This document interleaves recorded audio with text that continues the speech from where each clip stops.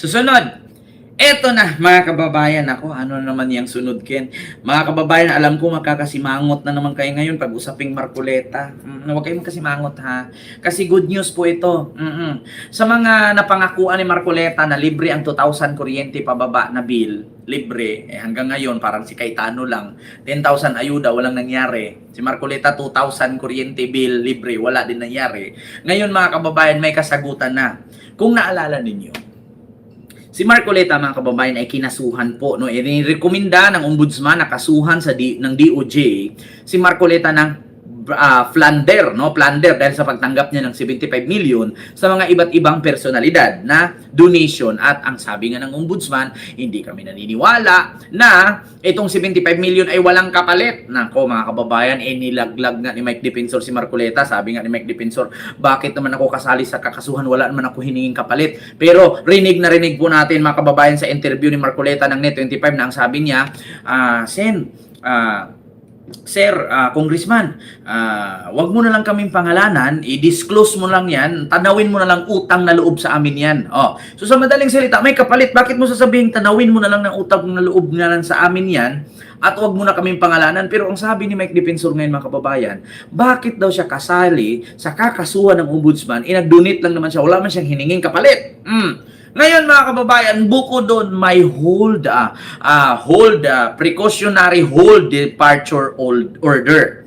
Mga kababayan, sa madaling salita, PHDO, precautionary hold departure order na si Marcoleta, si Mike Defensor at dalawa pang nagbigay ng pera sa kanya. Ako mga kababayan, kapag sinabi pa namang precautionary hold departure order, elbow, pag sinabi pa namang ganyan mga kababayan, ay makukulong talaga.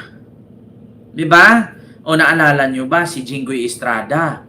'Di ba meron din siyang precautionary hold departure order, si Chis Escudero, si Minard Ngu, o ngayon si Marcoleta at si Mike Defensor, meron na din precautionary hold departure order. So sa madaling salita mga kababayan, no? Sa madaling salita, makukulong talaga si Marcoleta.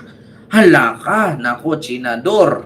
Eto, mga kababayan, panuorin po natin. IBS-CBN po ito ha. Hindi ko siya masyadong iharap ha, mga kababayan, kasi ayan po ma-copyright po tayo.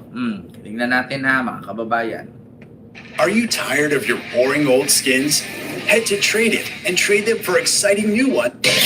Hiniling po ng Office of the Ombudsman sa Sandigan Bayan na maglabas ng Precautionary Hold Departure Order o PHDO laban kina Senator Rodante Marcoleta, dating mambabata sa si Mike Defensor, at mga negosyanteng sina Aristotel Viray at Joseph Espiritu. Patay! Sila ang nirerekomenda ng Ombudsman na sampahan ng reklamong plunder at indirect bribery dahil sa umano'y pagtanggap ng senador ng 75 million pesos bago ang panahon ng kampanya para sa halalan 2025. Niraffle na ng PHDO application ng Ombudsman sa Sandigan Bayan 7th Division na pinamumunuan ni Associate Justice Lorifel Pahimna. Nauna sinabi ng Commission on Elections na handa nitong makipagtulungan sa Ombudsman matapos maabsuelto sa election offenses si Marcoleta. Samantala, sa sesyon ngayong hapon, kinwestiyon ni Marcoleta ang anyay, timing at intensyon ng rekomendasyon ng Ombudsman na tinawag niyang trumped-up charges o akusasyong nakabatay sa maling impormasyon. Hit po ng senador, handa siyang sagutin ito sa tamang forum. I am here. The trumped-up charges filed against me and some of my friends are not merely legal accusation. Ganyan naman talaga ang sasabihin ninyo. Trump up, accusation.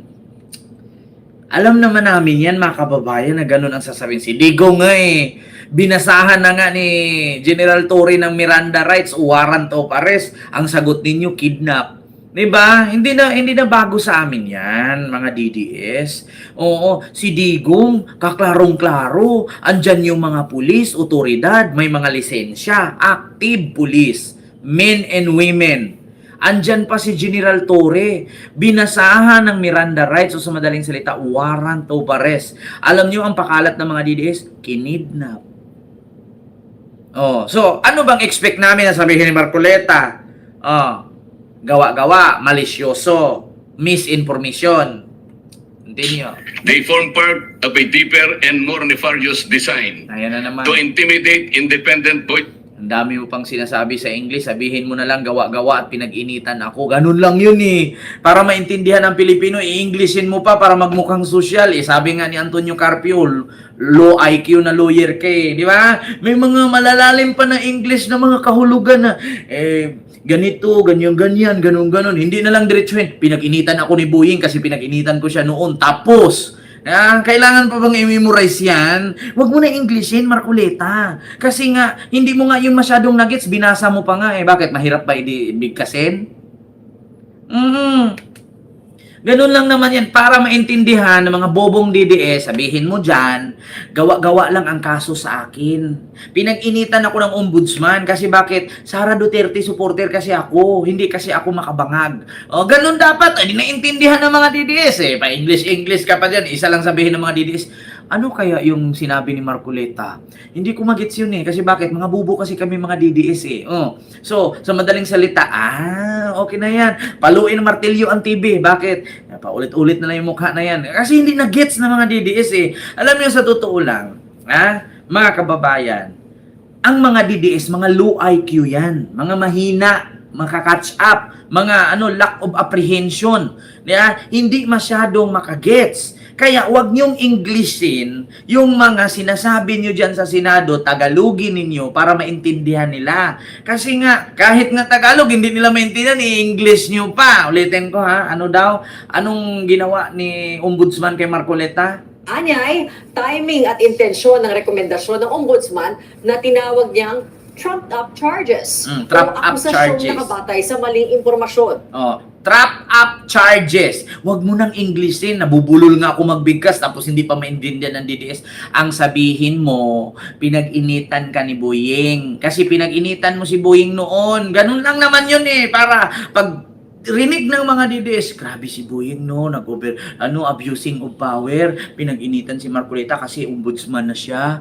Ganun agad ang sasabihin ng mga DDS kasi nga 'di ba, mga DDS pagpakainin mo taiyan, kumakain din sila. Kasi bakit? Bubo sila eh. Wag mo nang sabing trap up charges. Sabihin mo, pinag-initan ako ni Boying kasi pinag-initan ko yung salin niya. Ganon. Game po ng senador, handa siyang sagutin ito sa tamang forum. I am here. The trump-up charges filed against me and some of my friends are not merely legal accusations.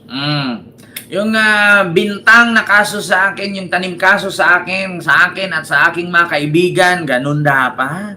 Bakit kailangan pa mag-English? Ibubo naman yung mga nakikinig sa inyo. They form part of a deeper and more nefarious design. They form part and merely deeper and more nefarious design. Hindi ko nga naintindihan yun eh. English. Tagalogin mo na, Marcoleta. Bakit? Hindi maintindihan ng mga DDS yan. Hindi nga nila alam na ilang pinagtanggol nila criminally. Ang mga DDS, diba? Kita niyo si Bato, si Bongo, si Digong, si Bantag, si Kibuloy, si Tebes, si Alice Go, si Diskaya. Halos lahat yan, puro-puro nakakulong. Tapos si Sara ngayon. Tapos si Marcoleta na naman, si Jinggoy, si Joel Villanueva, si Escudero. Halos lahat yan, puro kaso ang kakaharapin. Pero DDS sila. Kita niyo mga kababayan? Ganyan po katalino ang mga DDS. Bobo po tayong lahat. Sila po yung matalino. Kasi lahat po ng sinuportahan nila puro-puro tad-tad ng kaso. Tapos tayo ang bobo. 'Di ba? Si PBBM pinagtanggol natin walang kaso. Samantalang si Sara pinagtanggol nila. Si Sara, tad-tad ng kaso sa disallowance ng COA, sa DepEd, sabi ni Amy, kung may pananagutan, talagang walang lusutan kung may pananagutan. Si Sara, sabi ni Amy yan. Tapos, sasabihin nila, malinis si Sara. Tapos, iboto nilang presidente sa 2028. Bakit? Kasi nagtanim ng isang punong kahoy. Tapos hindi natin sure yung kahoy na yun sa sobrang init ngayon, nabuhay pa ba kaya? Tanong ko lang mga kababayan, kumusta kaya yung kahoy na tinanim ni Sara? Ang init-init ngayon. Buhay pa kaya yun? Kumusta kaya yung kahoy na tinanim nung anak ni Bato sa gitna ng parking lot? Tanong ko lang, mga kababayan. Tanong ko lang, yung tinanim na puno ng kahoy sa gitna ng parking lot na itinanim ng anak ni Bato, tanong ko lang, buhay pa kaya yun ngayon? Tapos ibuboto na nila yan. Bakit? Nagtanim ng puno. Tapos pangalawa, mga kababayan, yung pagpupulot ni Sara ng basura sa bundok. Kumusta na kaya yung bundok ngayon nun? Umuki na kaya? Yung kanyang libro ni Sara, ano na kaya nangyari dun sa mga librong pinagawa niya, ang kaibigan kong Kuwago? Diba? Kumusta na kaya yun? Yun kayang libro ni Sara, hindi kaya yun inamag? Binasa kaya? Baka yung libro ni Sara, pag nabasa ng pilay yun, nagkakaroon na umayos yung paa. Baka yung libro ni Sara, pag nabasa ng bulag yun, nagkakaroon ng mata. Baka yung senior citizen na nangangailangan ng maintenance, pag nabasa yung libro ni Sara, nagkakaroon ng New Black, ivermectin nga, panggamot man yun sa kuto ng aso. Pag nabasa ng senior citizen ang libro ni Sara na ang kaibigan kong Kuwago, nagkakaroon ng maintenance. Merong New Black, merong salbutamol, paracetamol, bipinamic, amoxicillin. Baka ganun. Kaya nila ibutong presidente si Sara sa 2028. Pag nabasa ng Yagit yon, no, mga batang natutulog sa lansangan, baka nagkakaroon ng mansyon yung mga bata. Nagbago ang buhay. Diba? Alam niyo, sa totoo lang, ang gamit ng librong project ni Sara, pambalot ng tinapa sa Dilpan. May sunog pa sa Tondo ngayon. Ay, nakaraang araw, yung doon sa may pier. Sa Parola. Kung nandun yung libro, imposibleng hindi na pulbo yun. Mga kababayan, minsan natatawa po ako mag-isip bakit kaya ganyan ang napasok sa utak nitong mga politiko na to, mga kababayan, na hindi nila iniisip na gagawa ka ng libro, hindi naman nakakabusog yan. Diba? Continue. To intimidate independent voices, to punish dissent. To intimidate independent voices.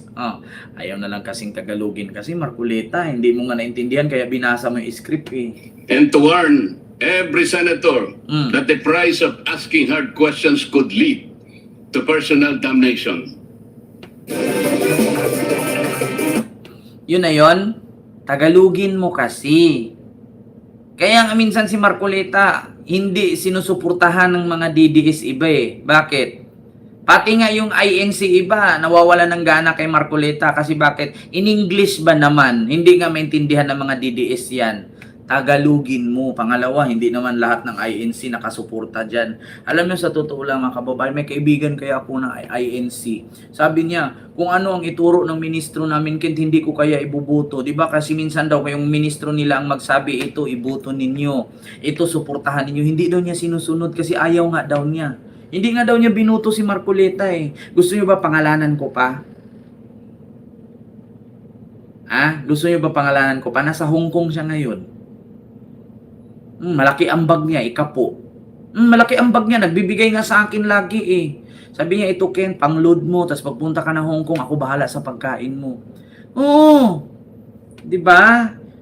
Kaya mga kababayan, hindi lahat ng INC ay suportado si Marcoleta, yung iba ayaw. Diba? So, yun lang mga kababayan, no, yung ating reaksyones sa mga oras na ito. At huwag niyo pong kalimutan, no, mga kababayan, mag-like, mag-share, at mag-subscribe. Diba? Hindi ko na pangalanan, Sir Kendry, kasi kawawa naman po yun si Tita. Mabait kayo. Kakaupira pa lang naman yan. So yun lang mga kababayan. Maraming salamat po sa inyong lahat. Mag-ingat po kayo palagi. No? Huwag mo kalimutan mag-like, mag-share, at mag-subscribe. No, at huwag niyo kalimutan na i-follow ang aking Facebook page, mga kababayan. Sa mga hindi po nakakaalam, sa aking Facebook page, ito po siya. No, wait lang mga kababayan, wait lang. Ito po ang aking Facebook page. Ayan po ang aking Facebook page mga kababayan, Kent Garcia page na nakatayo sa Singapore. Tapos ito po yung aking mga videos. Ayan, ako po yan mga kababayan. May page po ako sa Facebook. Ayan po yung aking profile. Nakaupo po ako na may flag ng Philippines, tapos nakatayo na hawak-hawak ko ang Singapore na building. Ayan, ako po yan. Maraming salamat po mga kababayan.